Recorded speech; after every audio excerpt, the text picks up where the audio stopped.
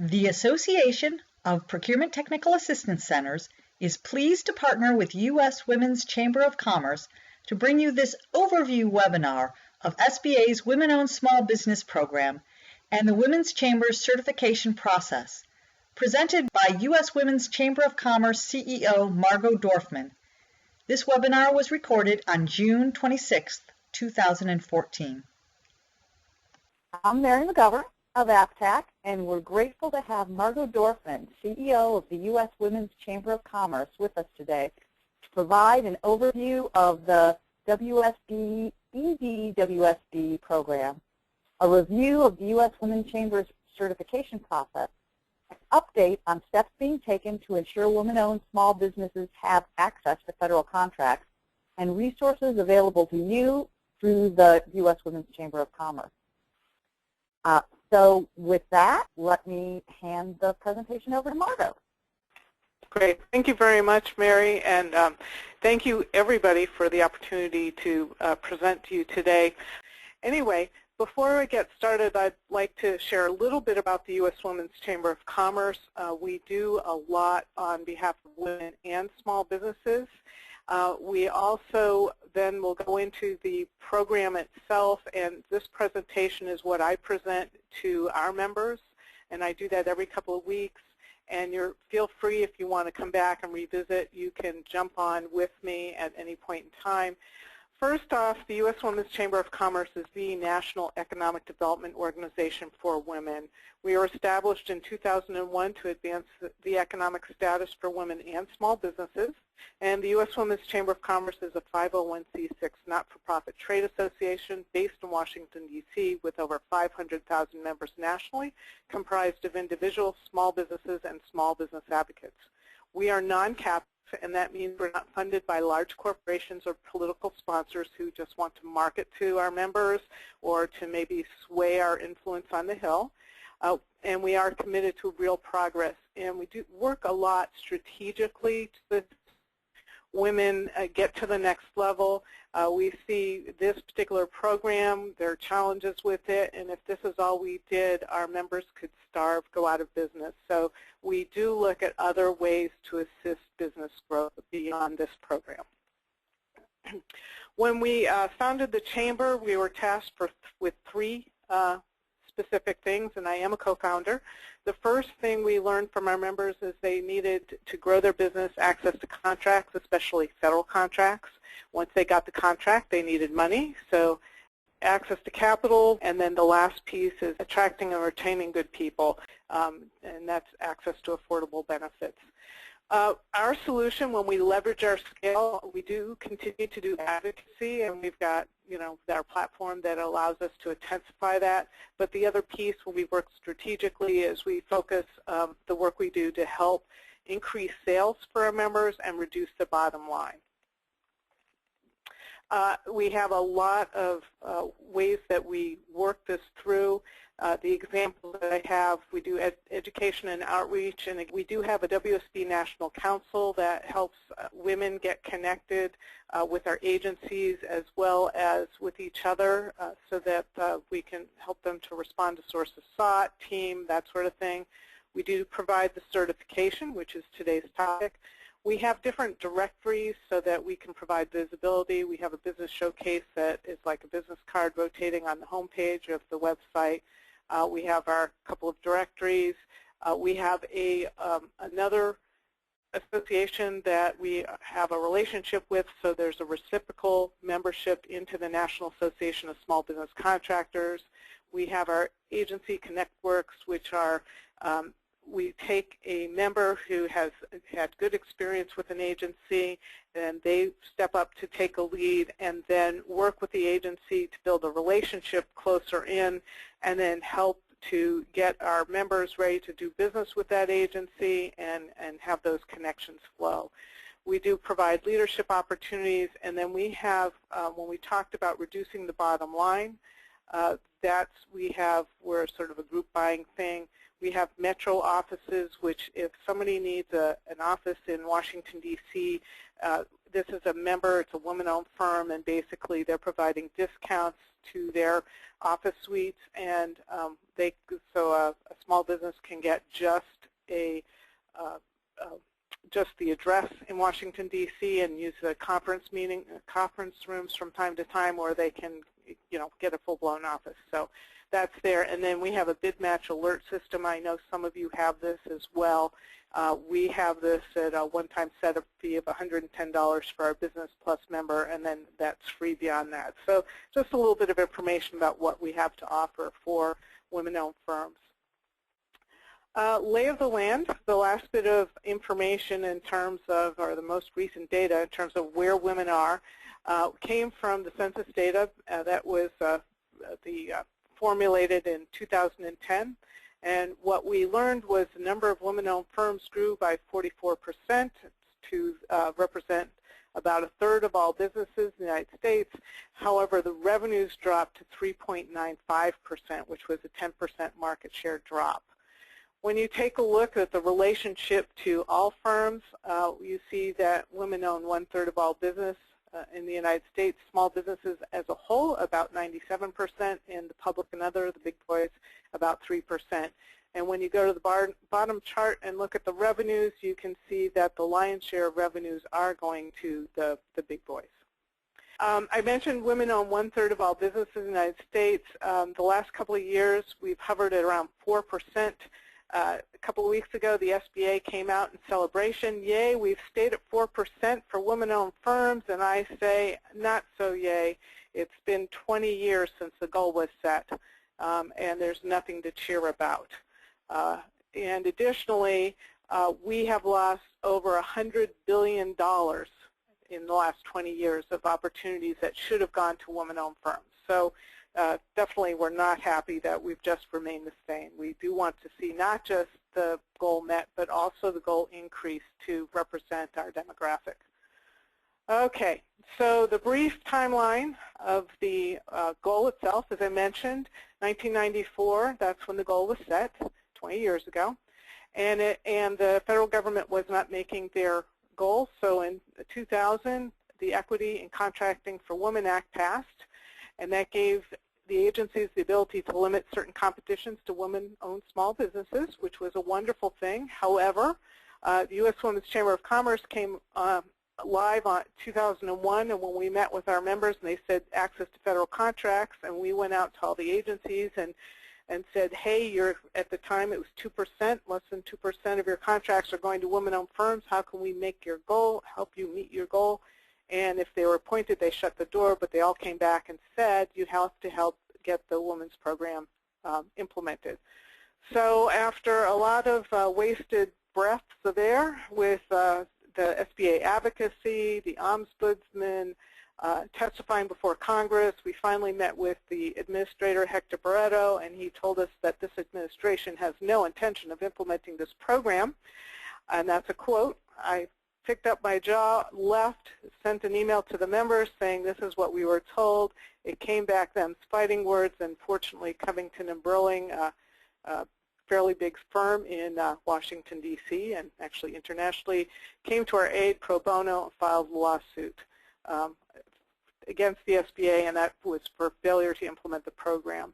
Of course, the SBA tried to make us irrelevant, and the court came back in our favor and said absolutely that this is deadline is in order. We're having status hearings, and once the new administration came in from Obama, we started that process, and it took the new administrator asked me to drop the lawsuit. I said no. And so it wasn't until we heard from the FAR Council in March of 2011 that the program was being implemented that we did drop the lawsuit and went and applied to become a third-party certifier. And indeed, in June 2001, we are USWCC is an approved SBA certifier. So we do provide the certifications. We do charge for the certifications. We are a nonprofit and we don't take corporate funds, and so this relieves the processing fee, pays our people to do this. It's $275 for a member and $350 for a non-member. so it's actually fairly reasonable. Okay, so let's take an overview of the program, and this is where we get to some of the technical stuff that some of you may or may not know, and I will walk through this the way I do with the small businesses when I'm on with them. So basically, the Women-Owned Small Business Program authorizes contracting officers to specifically limit or set aside certain requirements for competition solely amongst women-owned small businesses or economically disadvantaged women-owned small businesses. And the ownership, either case, the woman must be at least 51% directly and unconditionally owned and controlled by one or more women who are U.S. citizens, and that's born or naturalized. And so in the case of the EDWSB, you have to also show economically disadvantaged. Now the first question I always get is, do I get certified as a WOSB or an EDWSB? And the rule of thumb is you should get certified in EDWSB if you qualify. Forget about the NAICS for a minute. Reality is those NAICS can shift and change, and if something is at this point in time what's called substantially represented in the WOSB category, and now it comes back, the data comes back and says, well, we have enough women doing that. Now you have to be an EDWSB to perform that work. If somebody didn't start out that way, then they have to just interrupt everything, go through the process again. So it's better just to go EDWSB if you meet that criteria, otherwise the WOSB. So how do you know if you're an EDWSB? A woman is presumed economically disadvantaged if she has a personal net worth of less than $750,000, her adjusted gross yearly income averaged over the 3 years preceding the certification does not exceed $350,000, and the fair market value of all her assets, including her primary residence and the value of the business concern, does not exceed $6 million. So that's with the EDWSB. And I mentioned how to decide. Basically, you'll find that the NAICS have two different categories.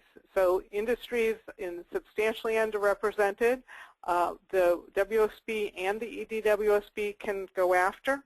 The industries that are in the underrepresented category and the substantially underrepresented category, an EDWSB can go. And then the general way of the world for any of the set-asides applies, rule of 2, and then the award must be at a fair and reasonable price. One of the things that I recommend is going to the SBA.gov/WOSB and reading the compliance guide for women. And then I also ask my women-owned firms to read the compliance guide for the contracting officers so that they have a good understanding of what it takes for the contracting officers to use the program. And so in that particular, those guides, there are some, a series of information, the details which I have below. You'll see CO next to it. These are from the Contracting Officers Guide pages. At one point at the beginning of time, I was going out and educating the contracting officers and the acquisition teams for the various agencies. So first off, there is no mentor-protege program. That's an SBA ask, and the SBA has been asked, but they've also been told through legislation they need a small business mentor-protege program as a whole. So therefore, they think they have a mentor-protege program for women, and so they're scratching their heads on how to implement that. There is no sole source at this point with the program. That's a legislative action. The U.S. Women's Chamber of Commerce brought information to the House, and H.R. 2452 has passed the House Small Business Committee. That includes sole source, and it also includes the removal of the certification responsibilities from the contracting officers. On the Senate side, they are putting through the sole source through the NDAA legislation that's coming on board. They're kind of just tucking that in there. So that's what's happening there, but right now there is no sole source. The good news is there's no term limit. The 8A program, you've got 9 years to grow and go ahead and graduate, and then you're done. As long as a woman-owned firm meets the criteria for the program, they can continue to use the program. There are special concerns around teaming, and I have a slide for that.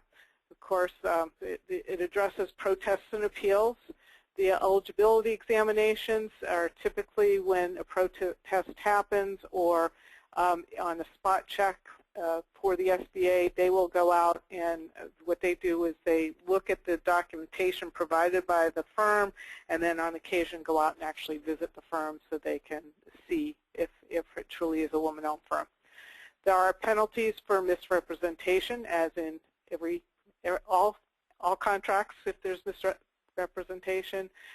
83 industries are included, and I have the list and we'll breeze through that. The non-manufacturers rule does apply, so that's a good thing. And then there is parity with 8A, HubZone, and service-disabled veterans. Okay, so this is the joint venture, and you all may know a little bit more detail with regards to joint venture and teaming, but the main thing is when they do joint venture or teaming, they got to make sure that they don't throw themselves out of compliance with the program. So in the case of the joint venture, looking at size, the combined annual receipts for employees of the joint venture must meet the NAICS code assigned to the contract. The EDWSB WOSB must be the managing venture. The EDWSB WOSB employee must be project manager, responsible for performance of the contract. The EDWSB WOSB must receive at least 51% of net profits. The joint venture agreement must be in writing, but there's no approval by the SBA for that. And then the joint venture must meet some contracting limitations. Again, the non-manufacturers rule does apply here, but I do have a slide for them. So the industries, again, there are 83 industries. We believe that there should be 87% of all industries should be included this. If the original data was interpreted as recommended by the National Academy of Sciences, then we would have had a broader program, but instead the SBA took a narrow look. They only looked at women-owned firms that were registered in CCR. That's the precursor to SAM, and so therefore it's a smaller group than if looking at all open. Okay, we mentioned the two types, underrepresented and substantially underrepresented. So when we start off with the underrepresented, that's for the EDWOSB only, and then substantially represented is for WOSB and EDWOSB. I will go through the NAICS codes fairly quickly here. This is at the website that you can just pull off the list and have that available. And while I'm going through this, I am going to take a break for my voice.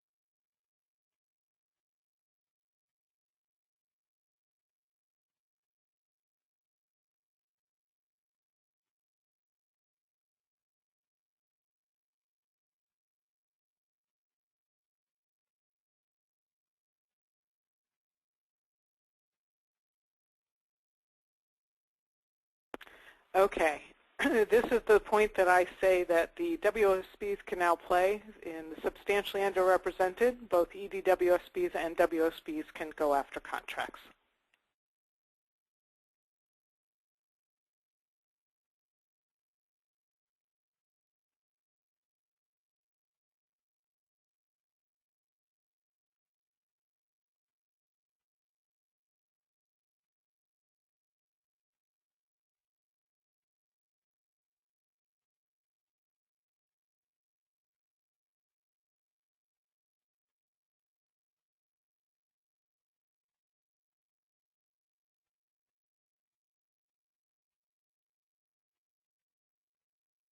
And those were the industries. All right. The next question I get is to certify with a third party or to self-certify. And depending on the extent of complexity to the business, really probably would merit the answer to that. First off, when you take a look at self-certification and the contracting officer's responsibility, basically what happens is, and this is why I say look at the contracting officer's guide at the end, there's an addendum that has a checkoff list. So what happens when they have to go and check to see if you're certified, if you happen to be third-party certified, there are 3 checks. So the one check is the application, one check's the certificate, and the last check is if somebody's an EDWSB, it's their Form 413, their financial disclosure. If they happen to be self-certified, there are 9 check boxes, and then in addition to that, it's not just do you have the document, they also have to make sure that the what the documents say are in compliance with the program itself. So basically they're responsible for certification. We call them de facto certifiers. If a woman-owned firm is simply a woman-owned firm, there's never been male involvement, there's been nothing, she started it, there's no money coming from anywhere else, you know, self-certification, she could probably do fine with it. If there's ever been male involvement, and right now we see a lot of firms that dad started it and the daughter's inheriting it, and so that anything that has that complexity really should go to the third-party certifier just to help make sure that you know, it's an extensive process to do the certification, and it's just not fair to the contracting officer. So we recommend that. The other thing is then you know one way or another if a person has third-party certified, you know they really are certified. Versus self-certification, we have some data I'll show you in a minute where just because they're registered as self-certified doesn't mean they really meet the criteria. So we do recommend third-party certification, but we also acknowledge that you can, you know, women-owned firms can go get self-certified should they choose. So then we take a walk. Margo? I'm sorry? Margo, I'm sorry. This is Mary. We have a couple questions. Sure. That came in actually on the NAICS. So one is that there was a little confusion about the significantly underrepresented are for economically disadvantaged only, or how does that break down again? Okay. Well, I'm going to go back. This will do. Okay. Underrepresented is for EDWOSB. Substantially underrepresented is for both. The WOSB, if you think of it this way, it is the economically disadvantaged. Because they are disadvantaged, they get more options to play. At WOSB, because they don't have the economic issue, then they get fewer of the NAICS codes that they, you know, the industry codes that they can play under. Okay, great. The other question is, you stated if you do not currently have an identified WSB, WOSB NAICS code, a woman-owned business should still go through the application to get certified in case one of their NAICS codes is added later? No, what I was saying, and I'm sorry for the confusion. When I said that, I kind of thought that might be. Basically, if a woman's NAICS code happens to be in the a substantially underrepresented category, then technically you would interpret it that, oh, well, then they just would get a WOSB. And rather than doing that, we're saying go ahead and get the EDWSB in any of these industries that qualify for the program if you can. If you're not eligible for the program, then you don't have to go through the certification process. You won't be using this. We do like to recommend people, if they have interest, to go ahead and get certified as a woman-owned firm, and we do have the other two national and international ones, which I'll walk through in a bit. Those are for the commercial sector, so they can get those to have that as well. Okay, but there shouldn't be any assumption that additional NAICS are going to be added. I will tell you this, I forget which bill recently said, yes, the SBA has to do it, and they're looking at 2016 for doing the study, although the administrator is maybe pushing them to do it in 2015. It'll be 2 to 3 years before we see anything. I'll just give you that.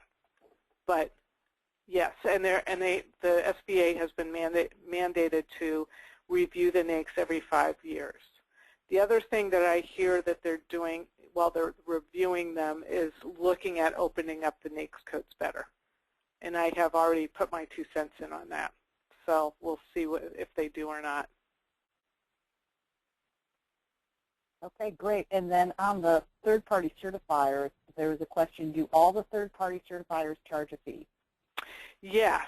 Ours is probably, in terms of the national certification, there are three certifiers, and 3 are national. 1 is a regional.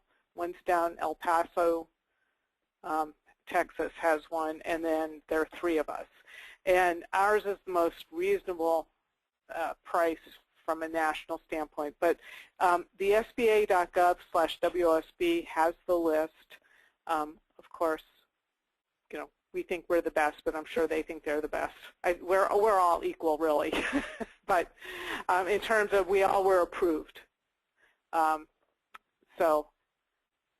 we try to do, what we try to do is also put other benefits with getting certified with us, provide other things for our certified women-owned firms.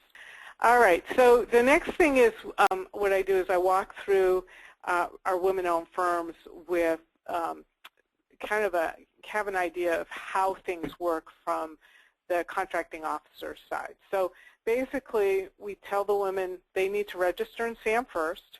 Then they need to go into the global login system, and that requires their EIN and DUNS. And of course, we tell them to go get the free DUNS and not the other one. Then they need to upload the required documents into the WOSB repository. Again, if it's the third party certified, then there are 3 documents. Otherwise, there are a lot more documents. Back at the beginning of time, I asked the SBA to put a checklist so that the self-certified folks would know what to enter into the system. And to date, that still hasn't been done, but the request was there. So they don't know. The other thing about being self-certified, a lot of folks think they're going to hear from the SBA. They're not. You know, basically, they put their stuff in and nothing. Then they need to go back into SAM and make sure they're represented as a WOSB or E2WOSB. Then from there, if a contracting officer says, I'm going to award you, maybe, because they have to go through this process, they need to log into the global login system and then give the agency and the contracting officer the access to their file. So they select the agency, the contracting officer, provide the solicitation number, and then I don't know that the 120 days is the right number. Even the SBA doesn't know what the right number is, but it gives the contracting officer the time they need to go ahead and review the documents. Then I talk from the contracting officer side. Of course, they go ahead and they identify into which category the set-aside will go. And I let folks know that just because a NAICS code is within one of these programs doesn't mean that it's automatically going to be assigned into this set-aside. Right now, I'm hearing agencies scream for hub zones, and then also veterans are always kind of at the top in like DOD and VA. So it really depends on the contracting officer and where they're at with their goals. If they have their women-owned goals fulfilled and they need HubZone, they'll set it aside for HubZone. So that's something that needs to be aware. Once that is set aside for a woman-owned firm, because that's what we hope, then a contracting officer says, okay, I'm going to award this to a woman-owned firm. They need to go into SAM to make sure that the business is there and represented as a WOSB, EDWOSB. They need to go into the repository to make sure all the documents are there and do their thing. And they document their file. And so this is the point I usually tell you what I told you before. 9 check marks plus some work if you're self-certified. 3 check marks, no work if you're third-party certified. And so, those are the steps. There are some issues, and this is some things that I do share with women-owned firms, and I'm sure you're aware if you've heard anything or looked at the application itself, that the first issue we have under the SBA is that the application is unclear. There's a lot of bad grammar, leaving out categories, and basically I call this a combination of government-ese and legalese, and that's how we got to this. So there is a problem. The other thing is that there's a lack of budget to really support the program. And so when you take a look at the problems with the application, what we tell you and what the SBA will tell you is, and these are two examples, but there's other discrepancy. Basically what you're going to do is answer to the best of your ability, and then in the next to it that kind of gives you a place for a comment, just make a statement what it is. So in the first one, they don't mention LLCs. It's corporations, and then they go into the partners or the individual proprietor. And so we say, okay, just go ahead and put the LLC there, and then or check NA, and then put LLC in the extra box. The next one is an example where it makes an assumption that the woman manager or owner doesn't have the technical expertise, when in reality, of course women have technical expertise. Who made this up? So just again, do the best you can with an assessment of the answer and clarify it in the extra box. Okay, women-owned firms are a problem in themselves, and I always say read the fine print, read the fine print, read the fine print, and if you get nothing out of the presentation besides this slide, that's fine. Just because a woman-owned firm is certified in the commercial sector does not mean that they are compliant with this program. And I'll give you 2 out of numbers of examples. First one is a woman-owned firm, clearly a woman-owned firm, and we denied her. She was the only person in the firm ever, but she was a franchisee, and the franchisor had the right to dispose of the business and controlled what she could and couldn't do with the business. So she did not have direct control. I had another situation where a woman started a business, mom, giving that away, and obviously woman-owned firm. She's passing the firm down to 2 daughters and a son, clearly a woman-owned firm. She does what a smart business owner does so that she can get her share out for her retirement, and she sets up a holding company. No longer a woman-owned firm, because this program does not allow for holding companies. So here's where the read the fine print comes into. First, we have asked them to read the compliance guide and really read it. And it's fairly easy read.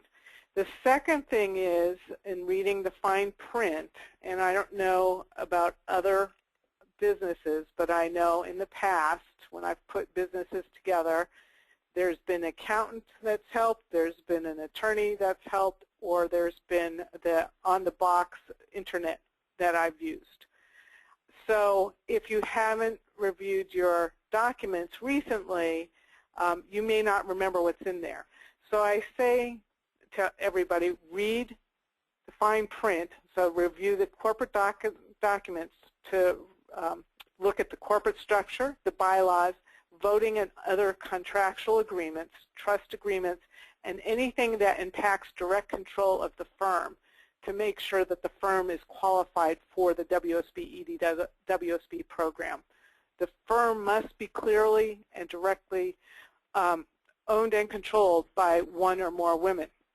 And this is where we see women getting themselves in trouble. We had one firm who had to go through the certification 3 times. She paid us 3 times. She was one of the nice ones in LFS because she recognized it was her shortcomings. But essentially, the first 2 times she didn't have direct control. And at the end she thanked us because she realized that she didn't know she didn't have direct control. She thought she did, but there were things in the bylaws that showed that she just didn't have it. So what we tell folks is to do this ahead of time. Once they go through the process, if we find something and deny them, they can't come back and do an appeal and fix that. The documentation we take in, it's from that point in time forward that we're looking. Or backwards, sorry. Anything forward to that, they would have to reapply and give us more money. So really this whole process of the reading and reviewing makes sense to get that done. And, okay, the bylaws aren't quite right, change them ahead of time, then come forward, or whatever the structural issue is. It saves a lot of headaches in the long run. Okay, and then I always emphasize again, when in doubt, read the fine print and make sure that they qualify. And then I talk about my 2 hats. I have one hat as a certifier, and the frustration of the way the SBA has structured the program with the they do the regulations so far, that kind of thing. There are some challenges, obviously. I had one woman I met a couple of weeks ago who came up to me and said, I see what the issue is. I was denied. I know what the issue is, and the SBA needs to make this change. And I just stared at her like she had 2 heads, and then she recognized that she probably had 2 heads because that was never going to happen. I mean, it took 11 years for the program to be implemented, and you want them to make a change to this? So anyway, she's going to go back and change the documents accordingly to comply. That was her decision. The other decision is to say, okay, it's just not going to work for me, and I will go after small business set-asides because I qualify for that. And the other piece of this is I personally, as a certifier, cannot go against any of the statute or the regulations, the FAR. That just won't happen. So that anything to do with the certification process, it is what it is, and they have to kind of go through it. When we talk about the shortcomings of this program, as the CEO of the U.S. Women's Chamber of Commerce, I can do a lot. Well, I could if people would listen to me. I just got off the phone with the Senate Chief of Staff for the Senate Small Business Committee Chair, and it was rather a frustrating conversation. But I can try to work through the systems to make the changes needed to ensure that the program is working in a better way than it is now. Okay, so then we have program issues with contracting officers. We have seen that they are not using the program. The information we get, it's a cumbersome process that they have to go through. There's no sole source. The NAICS may not include everything. At one point there was a problem with the size of the contract. That changed officially this week, so that's a good thing. There's no dollar cap on the contracts anymore. So, there are still flaws with it though. So next steps, and first of all, when we talked about the whole notion of self-certification versus third party, basically what we did with the U.S. Women's Chamber of Commerce is we did a review of all those applications that came through us. What we found was 39% of all those who applied were denied. 53% of those have self-certified in SAM. So what we're seeing is that if you can do a comparison, that sort of a statistical thing, you can be sure that probably a third of all of the self-certified firms are non-compliant with the program. Some may be fraudulent, some may be just, they nuances they didn't get, and so, it's an error. But 39% don't comply. 53% of the 39% of ours don't comply, so we believe about the same for the big picture. But then 53% of ours that are self-certified, and some of those are getting contracts, women-owned firms, true women-owned firms, are now having to compete against non-women-owned firms for the very small amount of contracts that are coming through the program. When we take a look at why some of the things have, why there's been denials, basically the big thing is the control. If you look down here, a lot of this is control. There's been some false claims and missing or contrary documents. There's things like the woman business owner has to work within the firm full-time. And, when somebody's starting up a business, that's not possible. We don't get loans. The SBA doesn't give women-owned firms that many loans. So, there's a need for capital, so that's how they do it. But so they won't qualify. And we have addressed those folks who've come to us and say, hey, I want to, I want to apply. And we look at them and say, well, if you're working outside the firm, then no, you don't want to be doing this right now. Wait until you're full in. So, but you can see a variety of the issues that have come through. The big challenge we see with the numbers is if you take a look at overall for 2013, there are 7,385 8A firms in the database receiving $5.87 billion with a B of contracts. Service-disabled veterans have 13,700, receiving $4.3 billion with a B. Then you have a combined, 35,000 or so women-owned firms under the program getting $1 billion. So we see that there's a big problem here, and that's something that we'll be continuing to go to Congress with to try and get things changed. We do have some offerings for our certified, aside from certification. We have the WOSB National Council Supplier Directory Education and Policy that we do. We believe certification's a must, and so we work with our policy force and basically call on the House to bring HR 2452 to the floor, and then the Senate to support that. And we want the SBA to actually provide the funding to the program that's needed rather than putting funding to non-mandated programs. We ask our members to get involved and attend the policy force meetings. If you want to jump on and listen to updates, you're welcome to do so. And then we have our WOSB National Council summer conference, and that's where we go onto the Hill and also bring this up. And going back and just making sure that you understood everything we just did, and that's the accessing of the set-asides. First off, we want to make sure that they've read the fine print, because I can't say that enough. Make sure they qualify. Determine into which category that they fall, and it's WOSB, EDWOSB, or they have to be woman-owned but not compliant with this program. And they can just be a small business and go after contracts that way, or they can team. We want to make sure they're registered in SAM accordingly, that they're certified, either self-certified or third-party certified. Then the next thing is to market yourself. I do have to remind women-owned firms, especially new to the federal marketplace, that just because you register or get certified doesn't mean suddenly you're going to see lots of emails coming to you saying, hey, we want to buy from you. That they do have to market themselves. We recommend that they go to their PTACs, get the training they need to find out who they really should focus on, the 1 or 2 agencies, and then let those small business representatives know that they're available with, in what NAICS codes, so that when there is a market research being done, that they're counted and that they're aware when there is solicitations coming out. And then the next piece is we harp on to follow through, that if they drop the ball, that it's not just their reputation, it's every small business out there.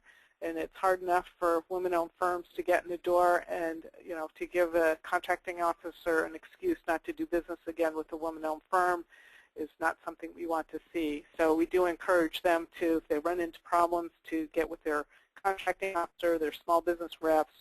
We recommend PTACs as well, and their PCRs, so that they can make sure that they get through the issue if there is one.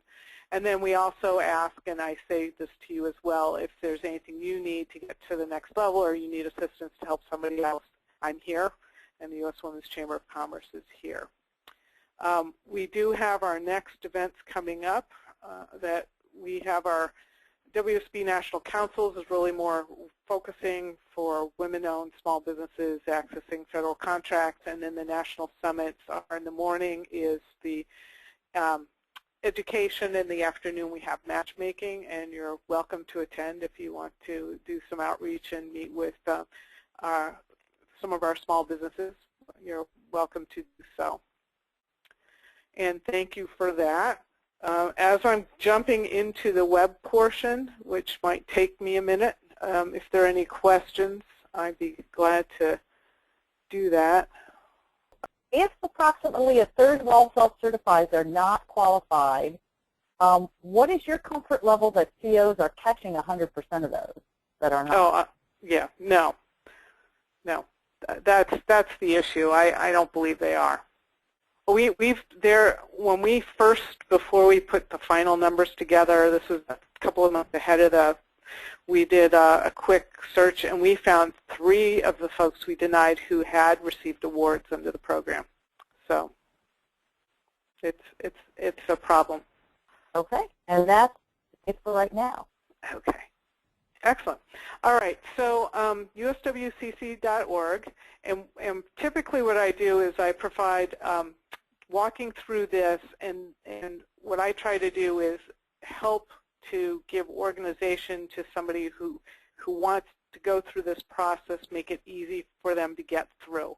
And through any of the certification processes, know that's a ton of work. So first off, we have the slot up here. We go up to get certified. You have to come in, and you can click on any of these bullets that will get you there. So I'm just going to go ahead and I went to that one. I'm going to start with the certifications offered because we had that question earlier. So we have the WOSB and the EDWOSB, which are for federal. We had done a federal BE that kind of was set up similarly, but for those not fitting in the NAICS codes, it hasn't been used that much. So we're, it's not a real focus. We also have a National Women's Business Enterprise and an International Women's Business Enterprise. These are for the commercial sectors. So the national, obviously, is anybody in the United States. The international, we were asked to, if we did international, and we set this up where what we show is if a company has the capacity to do work internationally, then they go through this process. That way, somebody who's, if you have a prime and they're subbing out and they know nothing about international, but they're doing international, nobody gets in trouble. Just make sure they have the capacity to do that. The other thing is, what we recommend is if a firm is going to be WOSB or EDWOSB certified, they go through the process, and when they get the certificate, they circle back with us and say, I want my NWBE or IWBE, And then what we do is send them a piece of paper, which they complete, and they send back. And we then go ahead and send out the secondary certificate at no extra charge. So they're only paying once. The caveat is if they wait 6 months, then they will have to pay again because the information will be dated. We have to use current information, so we'll have to go through the process again. So those are the different certifications. Then what I do is I walk through the get started here. And since you asked about the cost, I'll jump right down to that. And basically the payment you'll see is $275 for U.S. Women's Chamber Business and Business Plus members. And it's $350 for non-members. Now, let me just do this. Oh, it went way over there. I can't see that. All right. Let me go back up here to the membership. If you click on membership and go to join us, and this is for you too.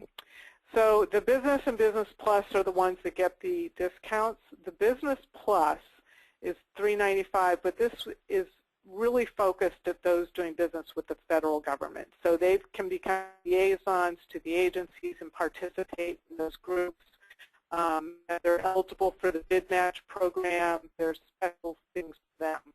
So, and there might be some newbies who say, well, I can't afford that right now. Well, they can join at the $199 and then, upgrade later should that need to be. Jumping into the certification, let's go back and to where I want to be.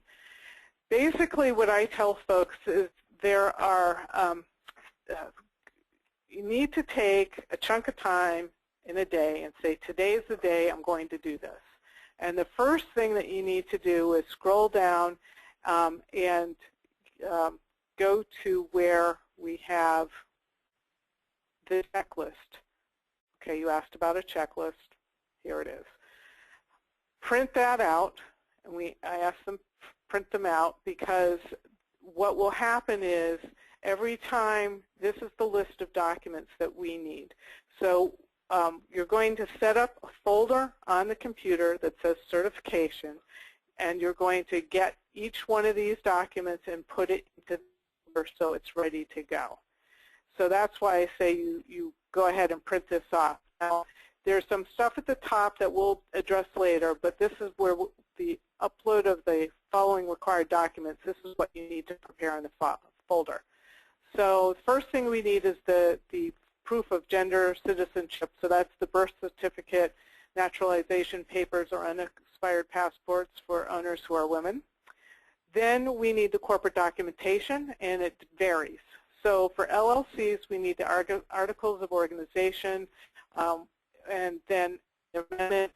We also need the operating member agreement and any amendments.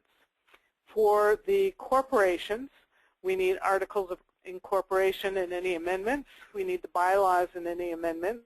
We need all issued stock certificates, even those that had been canceled, including front and back copies signed in accordance with the bylaws. We need a stock ledger. We need the shareholder or voting agreements, if there are any.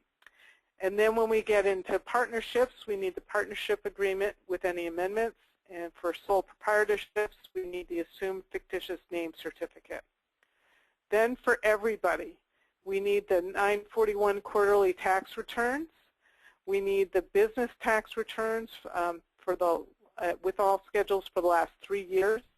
We need current business financial statements. Now, for some of the newbies, they like to push back and say, well, we don't have them. And the answer is, yes, you have them, even if they're all goose eggs. You've got them, and that's what we need. If we don't have them, then you're not going to get through the process. We need a narrative, which is a written financial and management history of your firm, including ownership, origination, and changes, management, cash, and equity contributions with dates for each. We need resumes for all owners, more than 10%, to include education, training, employment, and job responsibilities. We need W-2 or 1099 for every officer, director, or owner for the last 3 years. A current bank signature card or corporate resolution detailing authorized signers, and some folks have in the past provided us with their debit card no, no, no. We definitely need the signature card, which you get at the bank. We need itemized payroll for all employees. We need signed leases for primary facilities, a list of all major capital assets, documentation of any transfers of assets to or from the firm or between officers, directors, or owners within the last 2 years. We need all licenses or certifications that are required for the primary business activities of the firm. If there's a joint venture agreement with any third party that's applicable, we need that, and trust documents. Now then, if it's an EDWSB, we also need the personal financial disclosures. We need their 413, the SBA 413. We need personal income tax, including all schedules and W-2s for the last 3 years. Okay, so that's the list, and all of those documents get put into the file, and then we go back to the next thing. And the next thing I tell people to do is go ahead and scroll down. Can I jump in real quick? Sure, sure, sure. A couple questions about that. One is, because most women's birth certificates are in their maiden name, do they also have to provide a copy of their marriage license? Okay, we have not asked them for that, but I can tell you through the certification process if there's any questions, so they don't need to do it right away, but if there's any questions, our team will come back to them and say, oh, by the way, we have a question on this, we need to see X, Y, Z. Okay, so it's not a requirement now, but it might be something. No, but there might be a question on it, right. Okay. The other question is, do you have a go-by or an example for the narrative? No. Basically, at this list, the narrative here has a little bit of information. I'm going to just hide you for a minute so I can see. It's a written financial and management history of the firm, including ownership, origination, changes, management, cash and equity contributions with dates for each. And then it's in their own words describing the ownership and financial history of the firm. It's intended to provide the certification team with a thorough understanding of the financial and ownership history of the firm, includes dates, activities, owners, important financial activities. I can tell you that we want them to do it. We don't want to give a flat thing, because we have found where there have been inconsistencies. So in one case we had to deny them, but it's because they were writing it out so we could see it. And that's one of the things that we catch. So we do really want to know what they're, in their own words. Okay, great. And that's it, I think, for right now. Okay. All right. So all the forms, all the docs are in that folder. The next thing I say is to go ahead and go to the sample application and print out the right one. I'm going to print the EDWSB and print it out. And the reason you want to print this out is because there's information you have to fill in, and if you don't have it handily available and you've started it online, you're going to lose everything if you have to take a break. So again, how to make this painless, go ahead and print this off. So basically, this mirrors the documentation. It asks for an overview of business. It needs all the numbers that are assigned to it, and the location, all that. If they've been certified before, information on that. Their size declaration, it hits, with the NAICS codes and kind of the percentage of sales, dollar value, that kind of thing. And then gross receipts for the years, so we can see that. Ownership and gender, and basically their declarations, but then it gets down to information for the 4 owners with the greatest interest, that there are 4 of these forms that they fill out that provide some information on, provides us information on them. Then corporations, again, into the corporate structure. So for corporations, partnerships, limited liability, corporate companies. control, so this gets into the officer board of directors, the name, title, date appointed, gender, and the percent of ownership. And then when you scroll down, it gets into citizenship of the women, and then where the firm's management personnel and what their responsibilities are. So we, for instance, the financial decisions, who is it, the title, the gender, so we can see who all is doing what. If they have a license that's required to be held for the business, who is it, that kind of thing.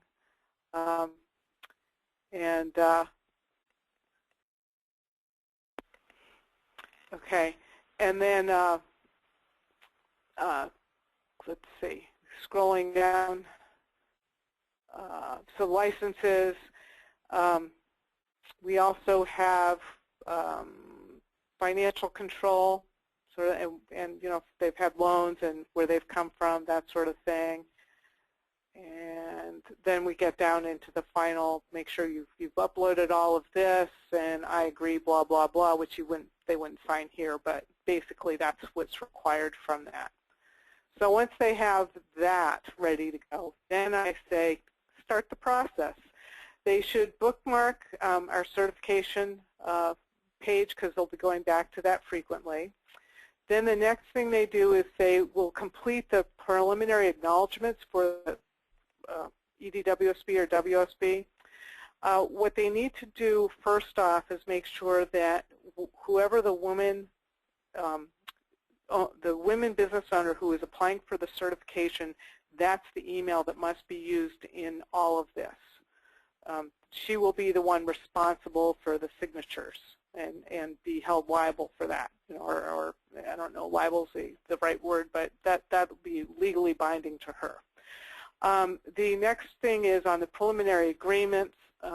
That has defined print, which basically, and I say this is the big thing, is it tells things that the SBA tells us we have to tell them, but it also includes that once they pay us, they're not getting their money back, whether they've been denied, whether they suddenly change their mind, whatever it's ours. As soon as they pay us, we click the button moving forward and work starts on their behalf. So that doesn't go away. They need to be sure. Our system with anything that there's a signature on is very, and all get our uploading documents is very secure. And we use HelloSign for the documents where there's signature. So they have a copy, we have a copy. So it's a wonderful thing. Then the next thing, they're going to pay for the service. And so they can decide if they want to join first and get the $275 or if they want to just pay the $350. We're not attached. We're just doing this as a service. We'd, of course, love them to join us and can help them further, but it's totally up to them. The application, once they're ready to go, then they would click on the appropriate application and take what they have handwritten and copy that out. Then the next thing is they would need to upload their supporting documents. And so I'm going to go ahead and click on this. And basically, hang on a sec, I wonder if I can do this. There, sorry. This is where they're going to upload, and it's very much like you're emailing somebody and you're putting an attachment. It's very easy. But basically, we need their DUNS number, their company name, and their email, and they need to be very precise. And they might have somebody help them out. So if they have an assistant do the uploads and pulling together files, that's fine. But when they get to the email, it always has to be the woman's business owner's email. So they complete that, and then they start the upload process. Okay, so basically, the DUNS number and the company name and the email, they need to be very precise. We have had arguments with people. I gave you the documents, we don't have the documents. I gave you the documents, we don't have the documents. All the identification is by number. And what turned out to happen in that incident was that they mistyped the DUNS number on a couple of the documents, so we had no clue that we had them. So we ask that everybody is very careful. They get things and they look. Now, for each session, they only have to put this in once. So if they're going to sit down and upload all this information at the top will remain the same. If they have to take a break, go away, come back the next day, they'll have to start this part over and then continue on. So basically what happens is they get that information in, and then they click on whatever they're going to upload, the LLC, then they go to select and select the file and then click to upload. And then go to the next one, select, click to upload. So it's very easy. The other thing that we ask them to do is make sure that when you get to tax years, you're giving us one tax year per each thing. We had another argument once where somebody said, I gave you the documents, we don't have the documents, I gave you the documents. And it turns out that, sure enough, when we looked at the one tax return we had, they put all three in one. And our system is set up to make it easy for an examiner to get through the process. And if she has to go in, or they have to go in 6 times for, trying to find stuff, then that's going to hold everybody up. So it doesn't work that way. We've made this as easy as possible for everybody. So on the left-hand side, you'll see all the documents that we need, and we just need the last 3 years. Obviously, we've been doing this a while, so we still have some of the old years on it, but the last 3 years of taxes. When you get halfway down on the right-hand side, you're going to see where it gets to recert, and we do recertifications annually. They have to update annually, and basically there's a little bit less to it, and so you can see down the line here what they have to recert with.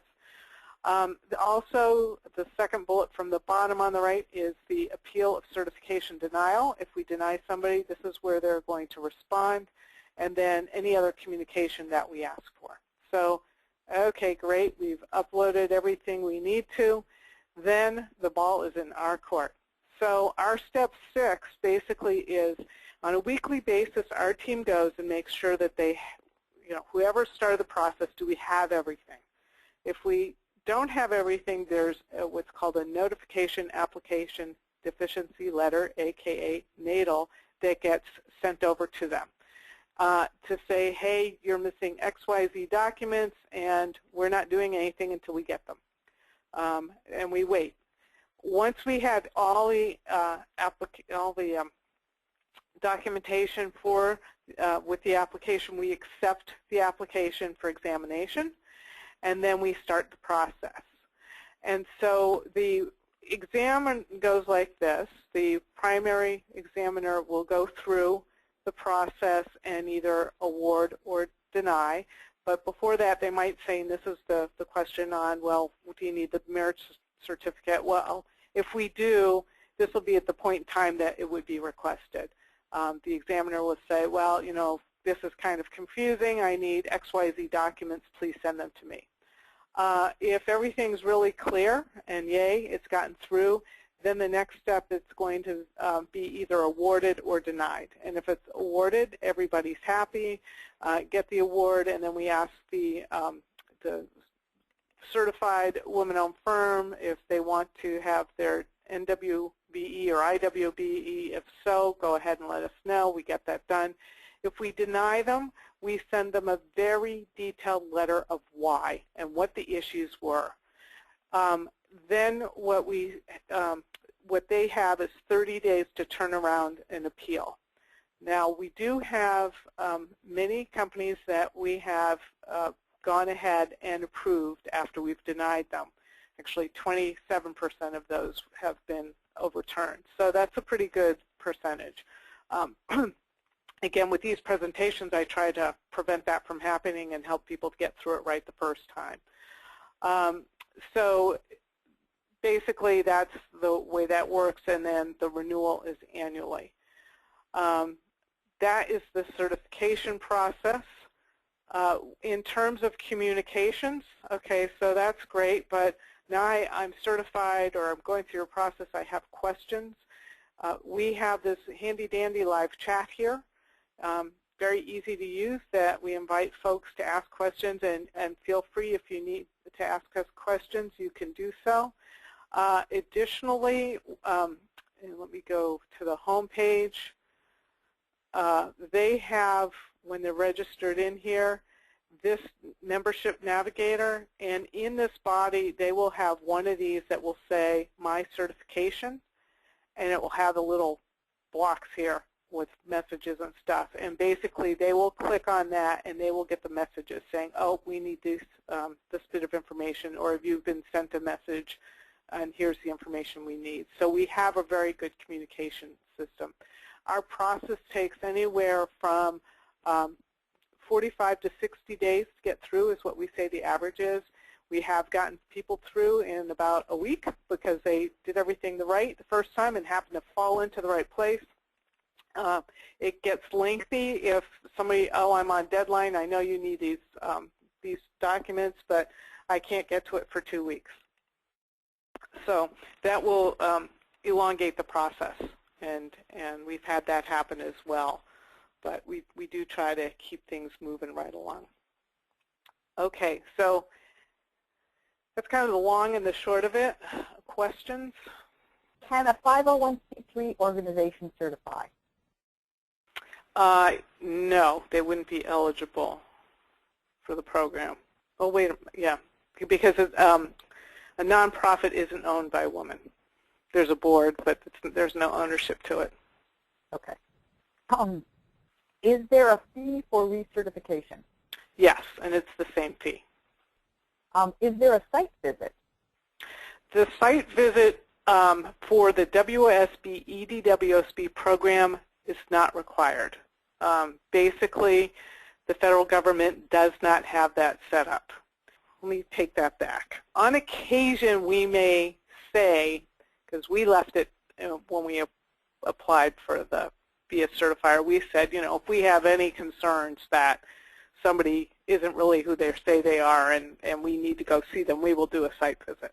It's not that there isn't, but it's not necessarily required. For the NWBE, IWBE, that varies. Some folks want to have a site visit, which we do, and we provide them. And there's sometimes that we deem it necessary to do a site visit, but not always. As an approved third-party certifier, is the USWCC required to notify SBA of those firms that you have denied? Very good question. So the answer is that early on we were asked to provide a report, which we do, and what they originally asked for was those that we certified, and we said, well, that's ridiculous. We're also giving you those that we denied. So, and we even created a third category for potential fraud, because we see there's some women-owned firms that come through that just aren't compliant with the program, and there are others where the firm is clearly a front. And so we identify who those are, and we do monthly reports to the SBA. So coming up by July 5th, we have to get them the report for everybody processed through June, for the month of June. Does the company have to submit a capability statement in the certification process? No. Another question, do you do outreach events other than the national events that you showed earlier, that we were on the slide earlier? Would you be willing to come into PTAC communities to do workshops? Yes, absolutely.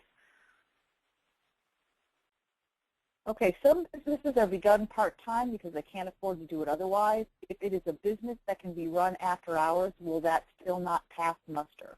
Correct. It's an accurate statement. It does not. They have to be in it full-time. So just tell whomever that they need to, just go ahead and plot away. They can go after small business set-asides. Quite frankly, there are a lot out there for small business set-asides. So, or they can team with somebody. That's another way, or they might be doing the subcontracting if they're newbies anyway. So if they're doing that, they won't necessarily need the certification. Okay, great. And following up with Sam, the questioner asked, if the SBA doesn't get back to people when they go into self-certify, how do they know that they've been certified?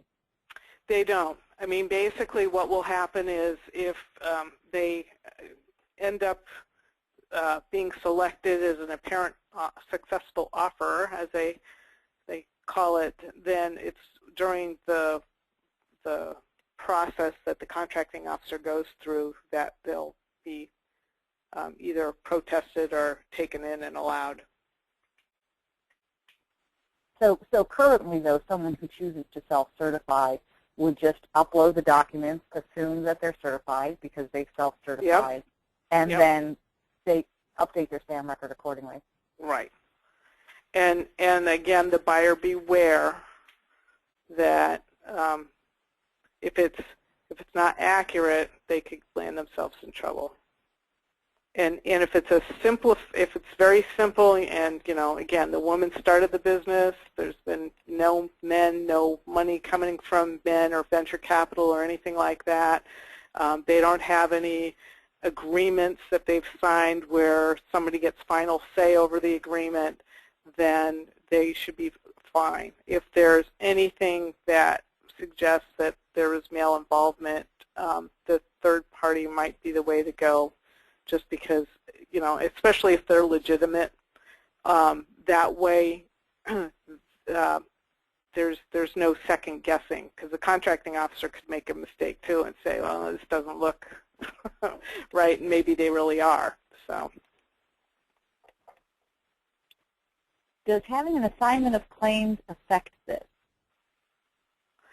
That's something that would have to go through the certifying process. So for us, if a woman-owned firm asked me that, I would have to say, what, we can't pre-certify you. You'd have to go through it. So for somebody who wants to self-certify, they'd have to read the compliance guide and do their best on that, because it's all about control. All right. Well, if there's nothing else, I will say thank you very much for a really informative webinar. Thank you, everybody, for joining them. Margot, is there anything else that you'd like to? No, just thank you for the opportunity, and any time that you would like, I'd be willing to do another one of these or an update from time to time if you need. You guys are some of our favorite people.